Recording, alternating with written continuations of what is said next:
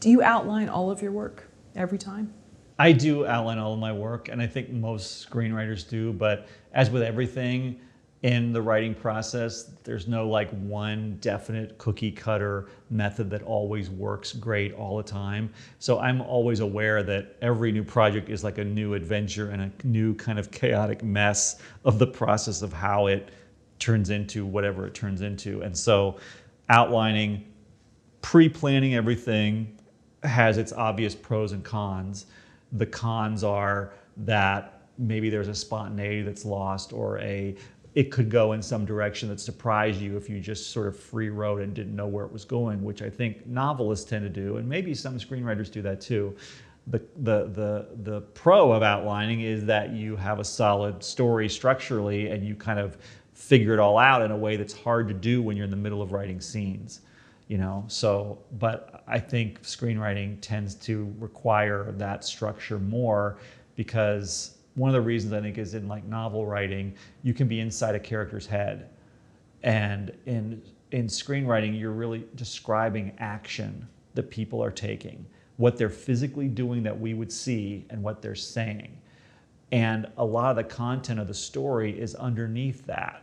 And in a novel, you can just write that other content because a lot of it's like internal thoughts. Not every novel has a lot of internal thoughts, but many do.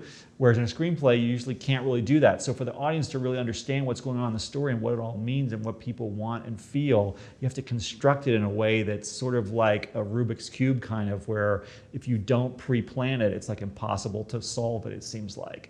Probably not impossible, but that's been my experience and my training. So I outline, and I usually recommend that writers do, but some people work better where they can just jump into scenes at an earlier part of the process, and maybe they discover things that then later go into the outline, and there's a back and forth. There's no one method that I think you have to do it this one way. So you've seen that where people do their first draft and then they maybe put it in the proverbial drawer and then they go and they could outline later? Well, it's not that you outline later, it's that you see problems in the script and then you go back to the outline stage to try to address those problems and make it more coherent. I mean, there are definitely a lot of writers who are good at scene writing but not good at structure and not good at the kind of architecture of a story.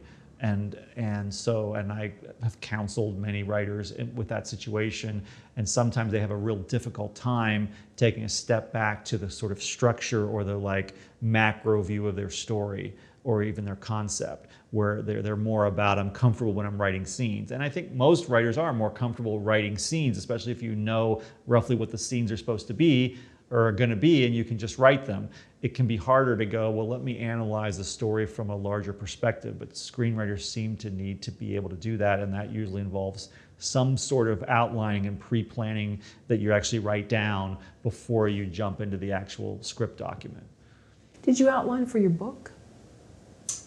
I did outline for my book, yes. And so how was that for you? Because I know you write a blog. I don't know if your blog came, it came before the book, obviously. Yes. So are you taking prior blog posts and plugging them in as chapters? Yeah, there is some material from prior blog posts, yes, but then I came up with this sort of superstructure for the book as a concept, which is that it's going to be these 7 elements, and each one has its own chapter. And then I might have had some material on my blog from years ago that fit that if I repurposed and revised it somewhat, and then also writing some new material as well.